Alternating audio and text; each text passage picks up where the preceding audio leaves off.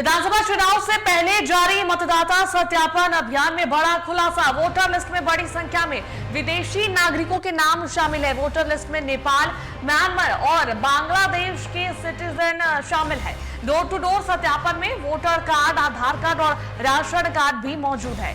ECI ने कहा final voter list में इनका नाम नहीं होगा। एसआईआर का मकसद ही अवैध मतदाताओं को वोटर लिस्ट से बाहर करना है।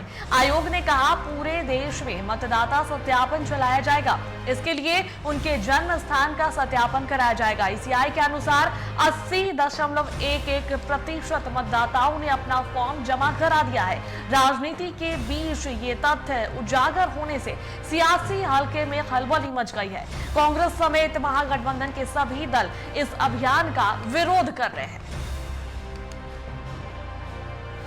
और इस पर अधिक जानकारी के लिए हमारे संवाददाता राजीव फोन लाइन पर जुड़कर करेंगे। राजीव, वोटर लिस्ट में विदेशी नागरिकों के नाम सामने आ रहे हैं, क्या कुछ जानकारी मिल रही है इसके पीछे?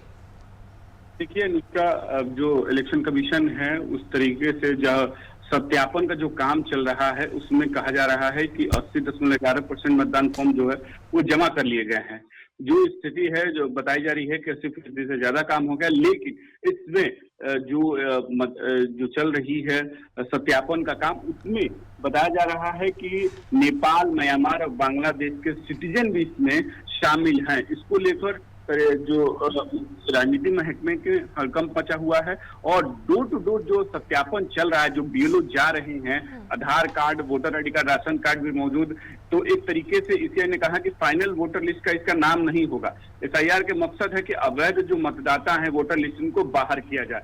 आयोग ने पूरे देश में मतदान सत्यापन चलाएगा। इसके लिए वो जन्म स्थान और सत्यापन कराया जाएगा। मतलब के है कि इस जिस को देखते हुए अब इलेक्शन कमीशन जो है वो एक तरीके से पूरे देश में इस तरीके से सत्यापन का काम डोर टू डोर चलाएगा और उसमें जिसमें बाहर जो दूसरे देश के अगर लोग इसमें शामिल होंगे तो उनको बाहर किया जाएगा। अगर मतलब कि जो संभावना जो बिहार चुनाव से पहले जो सत्यापन को लेकर जिस तरीके से राजनीति गर्म हुई थी, अब उस तरीके से कहीं ना कहीं जहां नेपाल और म्यांमार, बांग्लादेश के लोगों का नाम इसमें शामिल बताया जा रहा है, तो इसको लेकर अब जहां है कि सरकार जो चाहे इलेक्शन कमीशन है वो एक तरीके से पूरे देश में सत्यापन कराएगी, ऐसा कहा जा रहा है।